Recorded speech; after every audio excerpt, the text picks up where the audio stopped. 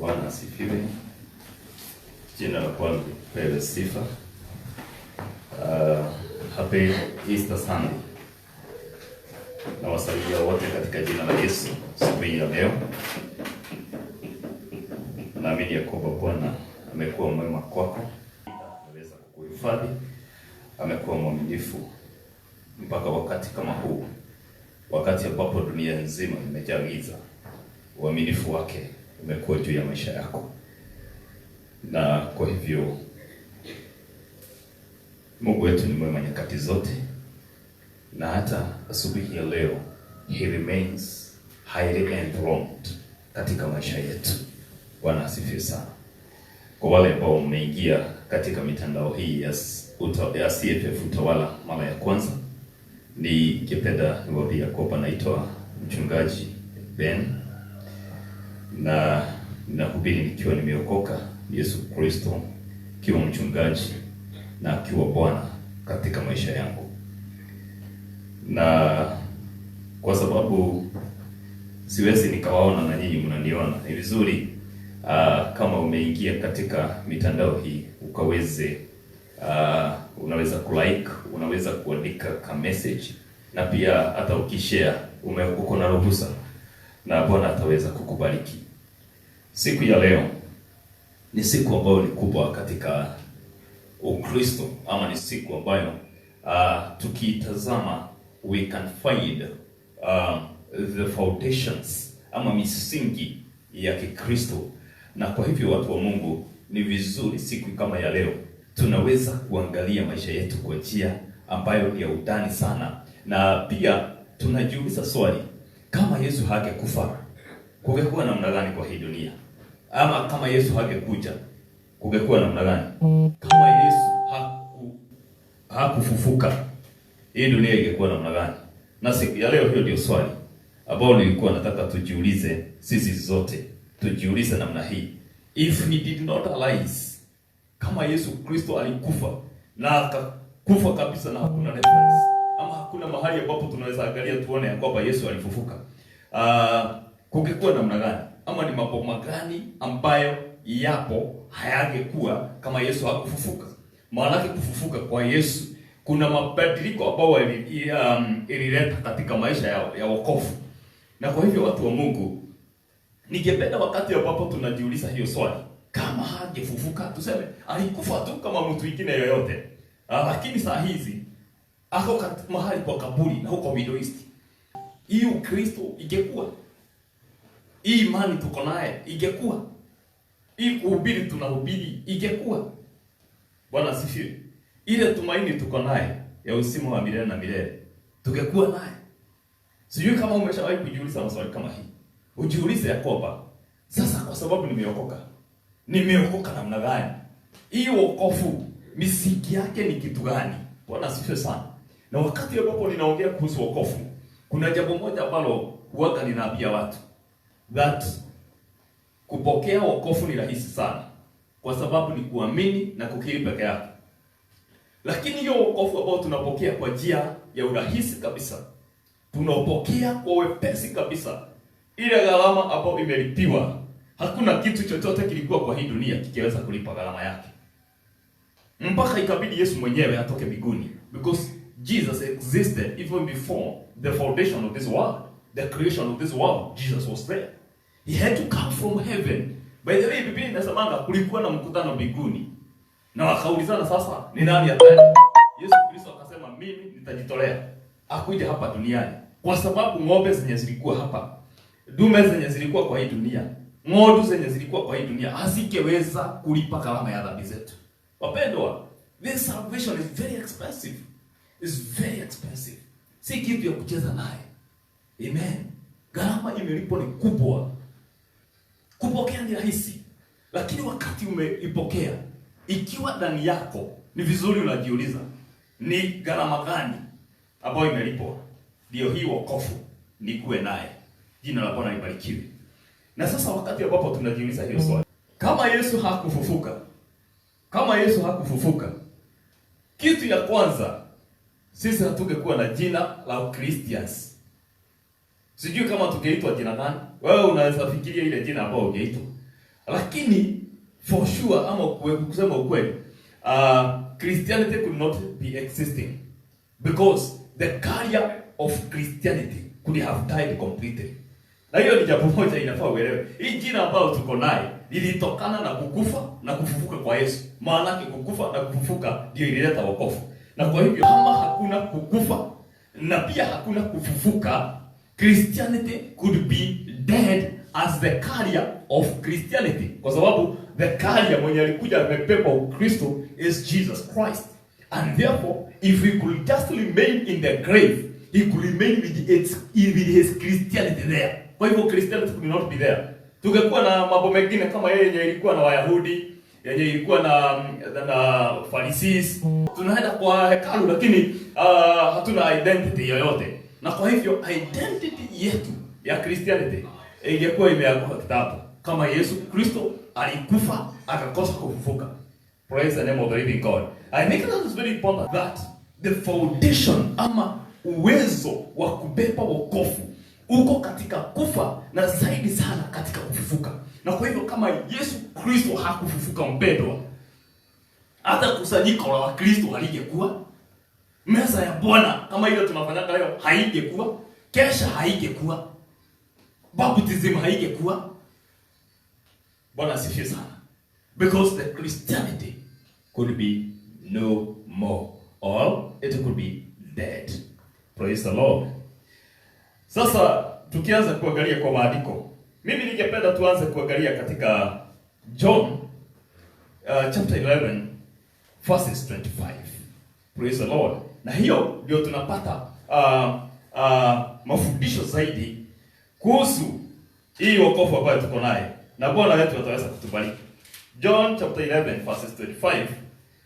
Kuna mambo ambayo tunataka kujifundisha hapo. Na hii neno ambalo lilisemwa na Yesu Kristo wakati ambapo alikuwa pale kwa Mara, na Biblia inasema Jesus said to her, to Mara now, alimwambia hivi, I am the resurrection and the life.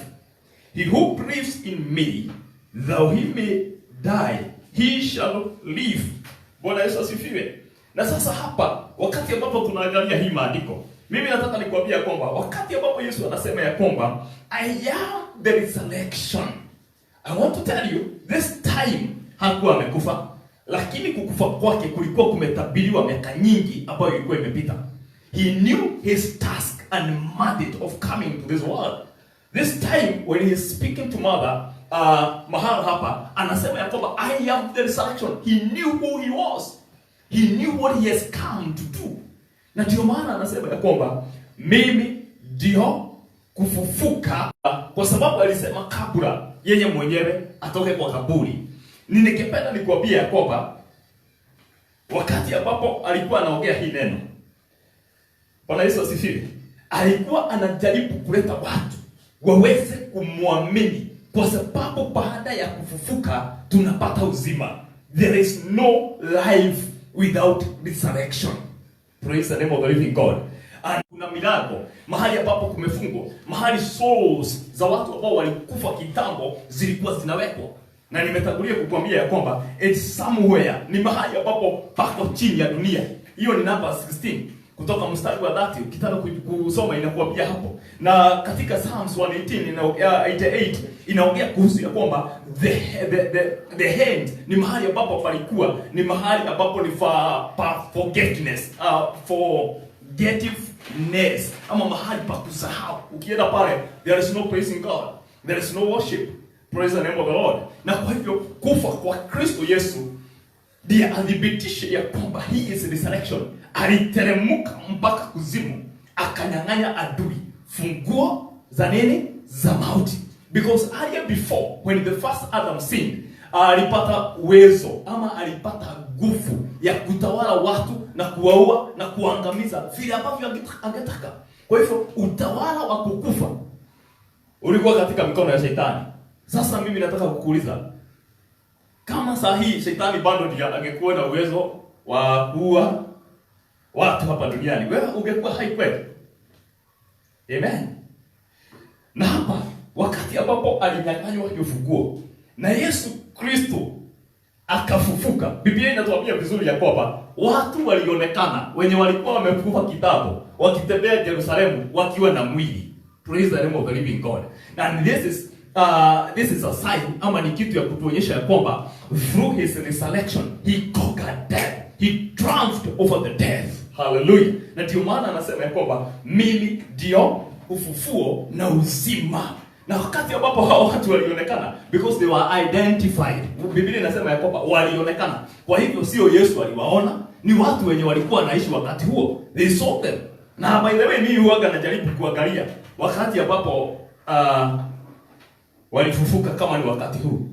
Unaona nipa yako ama your grandmother mwenye alikufa like 15, 17 years ago. Unaona ametokea na skirt. Anaanza kutembea kwa kijiji yenu. Hiyo mambo unaiona namna gani? There is a triumph. Kuna ushindi. Hiyo si jambo kawaida. It's a miracle that is above any other miracle ambayo imeshawahi kufanyika. Kunyang'anyana funguo ya kuzimu. Anatoa watu ambao walikuwa wamefungiwa huko chini. Mimi naona watu kama Abraham walitokea wakati huo. Akina Jacob walitokea wakati huo. Hata Samuel, akina Elijah walitokea wakati huo. Bwana asifiwe sana. Na sasa mimi ile kitu ambayo huaga inanishida. Kwa sababu naona kabisa John the Baptist alitokea. Herode alitokea kweli. Na kitu kingine ambao huaga nauliza, na Kaini je? Kaini alitokea. Hiyo sasa sijui, tutajua tukifika mbinguni. Bwana Yesu asifiwe. But Jesus Christ is the life and he is the resurrection. Na kwa hivyo siku ya leo wapendwa, tunakuanga na imani ya kwamba tukitoka katika hii dunia kuna kuishi tena, kwa sababu Yesu Kristo triumphed over the death. Bwana Yesu asifiwe. Na ile kifo ambao kiliingia kwanza katika dunia, Yesu Kristo akaiangusha. Amen. Na kwa hivyo sisi, hata kama watu ambao wamelala, Biblia inasema ni kulala wamelala, wako katika usingizi, kuna siku inaamka wafufuke, kwa sababu Yesu alifufuka. Otherwise hatungekuwa na tumaini la kufufuka tena. Mtu angekuwa anakufa kama vile ambavyo wanyama wengine wote huaga wanakufa na wanasahaulika. Hivyo ndio maisha ya wanadamu ingekuwa. Lakini kwa sababu alifufuka, tuna imani kabisa ya kwamba kuna siku ambayo inakuja na tutaona watu ambao walikufa kitambo wamefufuka. Wamefufuliwa na nani? Na Yesu Kristo. Praise the name of the living God. Na Biblia inatuambia vizuri katika Ephesians 2 and verse 6. Biblia inasema ya kwamba and God raised us together with Christ and praise the Lord and had seated us with him in the heavenly realms. Na kwa hivyo wakati ambapo tulikuwa tumekufa, kwa sababu Biblia inatuambia vizuri ya kwamba wakati ambapo haukuwa umeokoka, tulikuwa tumekufa. Bwana asifiwe.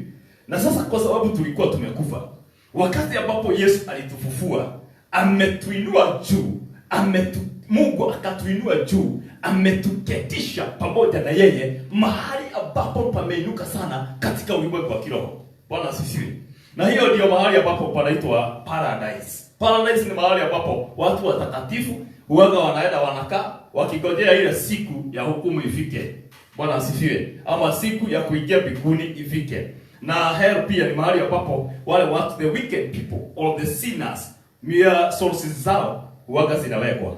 Bwana Yesu asifiwe. Na hiyo unaweza pata kwa sababu kuna mahali ambapo Biblia imeandikwa kuhusu the rich man and Lazarus. Amen. Na Biblia inatuambia vizuri ya kwamba mahali ambapo rich man alikuwa analia machozi.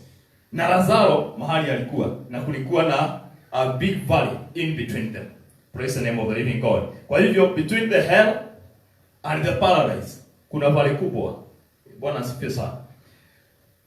Na ndio naambia watu ya kwamba ukifikiria hiyo mambo, na hii valley huwezi kufuka na boat ama ufuke na bicycle. Hii ni valley ambapo mtu anafukaga wakati ambapo ako hapa duniani, ako na uhai na ako na nguvu kwa kukiri ya kwamba Yesu Kristo ni Bwana. Unafuka, unaingia katika upande ambao ni wa furaha ya milele na milele. Na kwa hivyo wapendwa, mimi naambiaga watu ya kwamba you make choices when you have your sound mind and when you are healthy and when you are energetic. Ndio at least ukifika mbinguni upate kitu. Si kuokoka wakati ambapo mtu hata hajui. Hata hujui kama umeokoka. Hata wakati mwingine kuna mtu ambaye aliokoka akiwa haongei kwa kitanda ya hospitali. Akaulizwa utaokoka, akainua mkono namna hii. Alikuwa anainua kidole. Hakuwa anaongea, lakini alikuwa anaona. Wakati alitoka kwa sababu Mungu alimponya. Aliambiwa na watu ambao wameokoka, Bwana asifiwe Njoroge. Akawaangalia akauliza hiyo ni kitu gani? Akasema si uliokoka kwa hospitali. Akiuga hasha, hapana, mimi sijaokoka bado. Mtu anaokoka wakati akili yako iko sawa sawa na wakati ambapo hauko mgonjwa. Akasema ya kwamba mimi si kuokoka. Akaniambia si uliinua mkono hivi ukafanya kidole namna. Akasema hapana. Mimi nilikuwa nasema ni hiyo maji ya drip ilikuwa chungu sana. Kwa hivyo si kuokoka, alikuwa anaokoka. Bwana asifiwe sana. Wakati huu ambapo tunaongea mambo ya Yesu Kristo, ni vizuri usikie vizuri na ukubali wokovu wa Yesu. Haleluya. Sasa wakati ambapo alifanya hivyo vyote, namba 3, kwa sababu nimekuambia number 1 hakungekuwa na Christianity, ingekufa na isahaulike kabisa. Number 2, hatungekuwa na hope ya kuishi tena tukitoka kwa hii dunia. Kwa hivyo tungekuwa tu tukikaa kama just like any other animal ambao inaishi kwa hii dunia. Mwanadamu angekuwa tu kama mnyama, hata hangekuwa na bali. Bwana asifiwe. Maana yake akikufa kesi yake inakuishia mahali pale. Lakini kwa sababu Yesu Kristo alifufuka, hata sisi tutafufuka na tumefufuka na tutaishi milele na milele mahali ambapo hakuna shida. Number 3 inasema ya kwamba katika Romans chapter 6, hapo ndio tutatoa yetu number 3. Romans chapter 6. Bwana Yesu asifiwe. Romans chapter 6. Hii ndio Biblia inasema. Mstari wa 16. Verse 16. Biblia inasema hivi. Amen. Do you not know that to whom you prescribe slaves to obey, you are that one's slave whom you obey, whether of sin leading to death or of obedience leading to righteousness. Hii inatuambia kitu gani? Wakati ambapo tulikuwa katika dhambi, tulikuwa slaves ama tulikuwa watumwa wa ile dhambi. In other words, tulikuwa tunatumikia mahitaji au matakwa ya ile dhambi ambayo ilikuwa inaishi ndani yetu. Bwana Yesu asifiwe sana. Wakati ambapo mtu ameokoka, kuna change kubwa ambayo huaga inafanyika wakati huo. Maana when we are forgiven, when we are sanctified our sins, wakati ambapo Yesu Kristo anaingia ndani yetu, analeta pattern ya biguni ambayo ilikuwa imeangushwa kitambo wakati ambapo Adam wa kwanza alianguka. The formation of God in man ni kuwa ya kwamba man is spirit, soul, living in a body. Sasa wakati ambapo tunaongea kuhusu mtu, tunaongea spirit, soul and the body. Na wakati ambapo mtu hajaokoka, kwa sababu soul inakuwa mahali pake katikati. Kwa hivyo soul connects spirit to the body, and also the soul connects body to the spirit. Wakati ambapo mtu ameanguka ama hajaokoka, formation yake inakuwa body, soul, spirit. And therefore, that is not a spirit being person. It's not a spirit-led person. Si mtu ambaye ni wa kiroho, ama sio mtu ambaye anaongozwa na roho. Ni yule mtu ambaye Biblia inasema cannot conceive or cannot understand, comprehend things of the spirit. Kwa sababu mwili ndio iko juu, soul iko katikati na spirit iko chini. Lakini wakati ambapo umekiri, umeokoka, the spirit comes on top, soul inakuwa katikati na body inakuwa chini. Na kwa hivyo wakati ambapo body imekuwa chini, it is submit to the spirit. Amen. Na kwa hivyo wakati ambapo tumeokoka, wakati ambapo tulikuwa slaves wa dhambi, ni kusema ya kwamba body ilikuwa juu, soul katikati na spirit chini. Wakati ambapo tumetolewa katika jela ya dhambi, tumetolewa katika slavery ya dhambi, the spirit comes on top, soul at the middle and body down there. Na kwa hivyo body inakuwa haina uwezo wa kutawala mwanadamu, ni roho anatawala. And therefore tunatolewa katika hali ya kuwa nini? Ya kuwa katika prison, ya kuwa katika gereza. Kwa sababu wakati ambapo tunaongea ya kwamba the sin inafanyaga mtu akuwe slave, tunasema ya kwamba unakanga katika kifungo ambacho baadaye inasababisha kukufa. Because the Bible says that the wages of sin is death. Amen. Na kwa hivyo the wages of righteousness, the wages of obedience is eternal life and freedom from the sin. Hallelujah. Bwana Yesu asifiwe. Kwa hivyo wakati ambapo mtu amekuwa captive, you are confined by a situation that finally will make you die forever and forever. Na kwa hivyo wakati ambapo Yesu Kristo alifufuka, aliweza kufunga minyororo ya dhambi, akatutoa katika jela ya dhambi, na kwa hivyo akatuweka huru. Na ndio maana Biblia inasema ya kwamba wakati ambapo tumepokea Kristo, we are free. The truth that we receive, because truth is Jesus Christ, it makes us to be free and free indeed. Sasa hiyo neno linakamilika wakati ambapo mtu ameokoka. Maana umetolewa katika jela. You cannot be free when you are free. You become free when you are confined or you are imprisoned na kitu fulani katika maisha yako. Wakati ambapo umeishi katika kufungwa na jambo fulani katika maisha yako, wakati huo ndio tunaweza, tukiona umepokea freedom, tunaweza tukasema ya kwamba na kweli sasa umeweza kupokea nini? Umeweza kupokea freedom. I want to tell you for sure today ya kwamba kama Yesu Kristo hajafufuka, kama Yesu Kristo hajafufuka mpendwa, hii freedom ambayo tuko nayo hatungekuwa nayo. Bado tungekuwa katika majela ya dhambi. We could be dying because of the sin of the law and the curse of the law, because the sin causes curses to exist in our lives. Dhambi inafanyaga mtu aishi katika laana.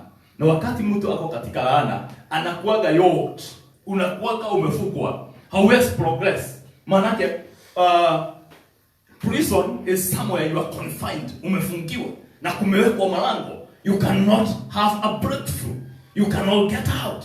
Na by the way, watu wakifungwa wanafanyagwa kuwa kitu moja. Hakuna mtu ambaye ni mkubwa ama mdogo. Nyote mnavalishwa uniform moja. Nyote mnakula chakula moja. Kama ni maharagwe, nyinyi wote ni maharagwe. Kama ni boga, nyinyi wote ni boga. Bwana asifiwe sana. Kama ni doma, watu wote, hakuna freedom. Praise the name of the living God. But Jesus Christ has resurrected that we may have the freedom to live a life that pleases Him. We are no more confined by our sins. We are no more slaves. We don't serve the masters of sins like our times before. But today we have the freedom. We are broken through because Jesus Christ is reigning in us. He has resurrected. He is alive and He is reigning in the name of Jesus. Bwana asifiwe. Hallelujah. Sasa ile kitu kingine ambacho ningependa nikusukumzie siku ya leo, kwa sababu ninaona masaa yangu imekwisha, ningependa nikwambia kwamba katika 1 Peter chapter 3 and verses 18, hiyo ndio tutasoma ikiwa ya mwisho. 1 Peter, amen. Fungua pamoja nami katika 1 Peter chapter 3 verses 18. Hapo kuna kitu kingine nataka tukisome. 1 Peter chapter 3 verses 18. Biblia inasema namna hii: For Christ also suffered once for sins, the just for the unjust, that He might bring us to God, being put to death in the flesh, but made alive by the Spirit. Hallelujah. Sasa hii ni kitu gani ambapo Biblia inatuambia hapa? Inatuambia namna hii. Inatuambia namna hii ya kwamba by the resurrection of Jesus Christ, we were brought back to God and being brought back to God ni kusema ya kwamba we were reconciled back to our Father. Na hapa ndio tulipokea jina ya kuitwa watoto wa Mungu. Otherwise kama Jesus hangefufuka, sasa wewe ungekuwa tu ukiitwa yule mtoto wa Otieno, ama yule mtoto wa Odhiambo, ama yule mtoto wa John, ama yule mtoto wa Joroge, ama yule mtoto wa Moyo, ama mtu mwingine yeyote. Lakini sasa kuna kitu ambacho Yesu Kristo alifanya na akafanya ifanyike ndani yetu. The reconciliation. Akasimama katikati yetu na Mungu, akatuleta pamoja mwanadamu na Mungu kupitia kufufuka kwa Yesu, tukaletwa pamoja. Ndio maana siku ya leo John 1:12 inasema those who received him were given power to be called sons of God. That's why today unaweza ukasimama na useme ya kwamba na mimi ni mwana wa Mungu wa mbinguni aliye hai. It is through the resurrection. Nothing else. Ni kupitia kufufuka. Otherwise kama hangefufuka, sasa hii jina hatungekuwa naye. By the way, this is the highest title ambayo mwanadamu anaweza kuwa naye, kuitwa mtoto wa mfalme wa Mungu aliye juu zaidi katika jina la Yesu. Na sasa wakati ambapo nimefika hapo, mpendwa, ningependa nikwambie kwamba kuna udhamana mkubwa kutambua kufufuka kwa Yesu Kristo. He is arise. Even today he is risen. We are celebrating that he has risen. Lakini ile kufufuka kwake kuna manufaa gani? Kuna faida gani? Ni nini ilituletea katika maisha yetu? Tusipogundua namna hiyo, tusipopata hii ufahamu, watu wa Mungu, nataka niwaambie kwamba tunaweza kuwa na shida moja ya arrogance. We don't understand what happened. We are in a kingdom that we don't understand what happens in the kingdom. How we were adopted, ama vile ambavyo tuliweza kuingia katika hii ufalme. Na Bwana wetu ataweza kutubariki. 1 Corinthians chapter 15. Biblia inasema hivi. Praise the Lord. 1 Corinthians chapter 15. Ndio niweze kumaliza vizuri. Na Bwana wetu ataweza kutubariki. 1 Corinthians chapter 15. Amen. Kama unaniona ni vizuri tusalimiane hivi katika jina la Yesu. Biblia inasema 1 Corinthians mstari wa 5, 1 Corinthians 15 mstari wa 5 unasema hivi. And that he was seen by Cephas, then by 12. After that he was seen by over 500 brethren at once, of whom the greater part remain to present, but some have fallen asleep. Hiyo ni mpaka mstari wa 6. Na kwa hivyo ukufufuka kwa Yesu kuko na testimony yake. Kama vile ambavyo the Roman soldiers wakati ambapo waliona makaburi imefufuka, wakaona maadhi kwiki zimefanyika, wakaona giza imekuja, na hakika hata pasia la hekalu likapasuka, walisimama wakasema na kweli hadi kweli alikuwa mwana wa Mungu. Hivyo ndio kuna watu ambao walishuhudia kufufuka kwa Yesu Kristo. Na Biblia hapa inatuambia mara ya kwanza alitokea Kefa. Kefa ni Peter. Alitokea yeye akamuona, kwa sababu alijua yule mtu ambaye angekuwa na maswali mengi kuhusu kufufuka kwake akiambiwa na watu wengine ni Peter. Na kwa hivyo alijitokeza kwake moja kwa moja. Akasema ya kwamba mimi ndio ambaye nilikufa na sasa si unaona nimefufuka. Alafu wakati ambapo aliona na hao akatoka. Biblia inasema ya kwamba akatokea the 12. Kwa Kiswahili inasema dinashara. Wakati alitokea the 12, nao wakamuona na wakaamini kabisa vile alikuwa amesema, hekalu itabomolewa na siku ya 3 itakuwa imejengwa. Hivyo ikatimia. Atakufa na atafufuka. Sasa tumemuona. Na hakika tulithibitisha, hata alichukuliwa na Joseph, akaenda akawekwa kwa kaburi. Lakini tumeona yeye. That is enough testimony. Bwana sifiwe. Na kutoka hapo Biblia inasema ya kwamba akajionyesha kwa other brethren, watu ambao walikuwa wameokoka kama sisi 500. Kwa hivyo mtu yeyote ambaye anaweza kukuambia kwamba Yesu hakufufuka, fungulia yeye hapa. Mwambie Peter aliona. Na tukifika mbinguni kama haamini tutauliza yeye. Maana aliona yeye one on one, moja kwa moja, na akadhibitisha. Alafu the 12 waliona yeye. Na Biblia inasema akajitokeza kwa other 500. wengine walikuwa wakati huo na wengine walikuwa wamekufa. Kwa hivyo kufufuka kwa Yesu kuna testimony, na kila kitu ambacho kinafanyika katika dunia hii lazima ikuwe na testimony yake. Alijitokeza. By the way, Yesu angetokea na aende mbinguni mara moja, lakini alikuja ndio watu wajue na wamuone, kukuwe na ushuhuda hapa duniani ya kwamba Yesu Kristo alifufuka. Ni mambo gani ambayo hapa tunaona? Na Biblia inasema even James aliona yeye na mitume wengine wote, na by the way hata Mary Magdalene na Mary yule mke wa Zebedi aliona yeye. Na sijui ni kwa nini ilikuwa Mary watatu. Tutajua tukifika mbinguni wapendwa. Haleluya. Now hapo ukisoma hiyo mstari mwingine ya 13. The same 1 Corinthians 15, mstari wa 13, but if there is no resurrection of the dead, then Christ is not risen. Hiyo ndio Paulo anasema, ati kama hakuna kufufuka kwa wafu, hata Yesu Kristo hakufufuka. Na mimi ninakubaliana na yeye. Sasa wewe sijui unaweza uliza mtu aliye karibu na wewe. Wewe unaamini hiyo neno vile ambavyo limewekwa ya kwamba kama Yesu hangefufuka, there could be no resurrection of the dead? You believe that? Na Biblia inazidi, and if Christ is not risen, then our preaching is empty and your faith is also empty. Sasa hiyo ni kusema kitu gani? Hii preaching ambayo ninawahubiria siku ya leo na mnanisikiza, it is as a result of the risen Christ. Kama hangefufuka, hii mahubiri ambayo ninakuhubiria ingekuwa bure kabisa. Haingekuwa na value yoyote. It could be useless. It could be futile. Hii preaching ambao tunahubiri watu wanaokoka, ambao tunahubiri watu wanakombolewa, watu wanaponya, watu wanafufuka. Hii kuhubiri haingekuwa.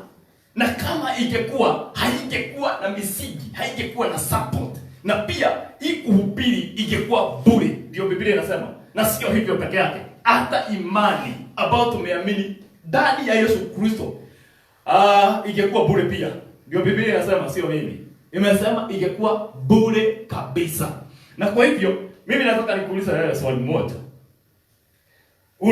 Unaweza kuamini mtu ambaye ako kwa kaburi, alikufa na akaoza na miaka mingi imepita ama amekufa, uwapewe kwamba tunaamini huyu ndiye atatufufua? Kama yeye hawezi kufufuka, sisi ndiye anaweza kutufufua. Kama yeye hawezi fanya chochote, sisi ndiye anaweza kutufanyia chochote. It is not possible.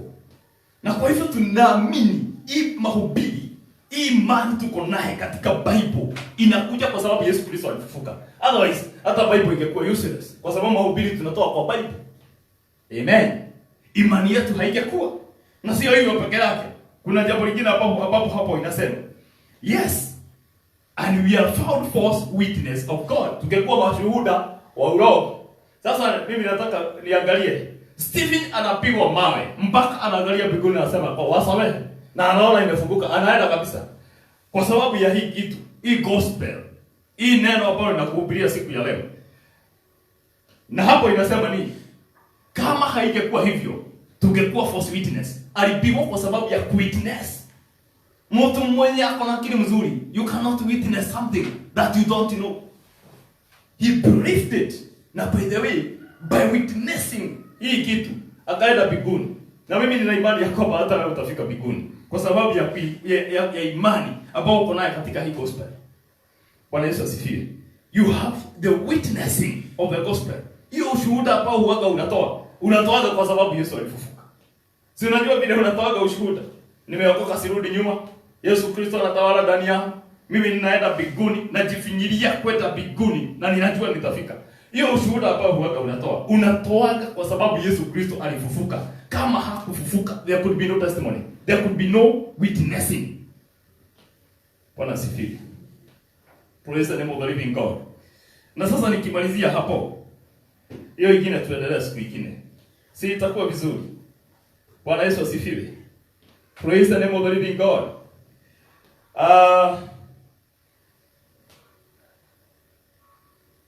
Mpaka mahali ambapo tumefikisha.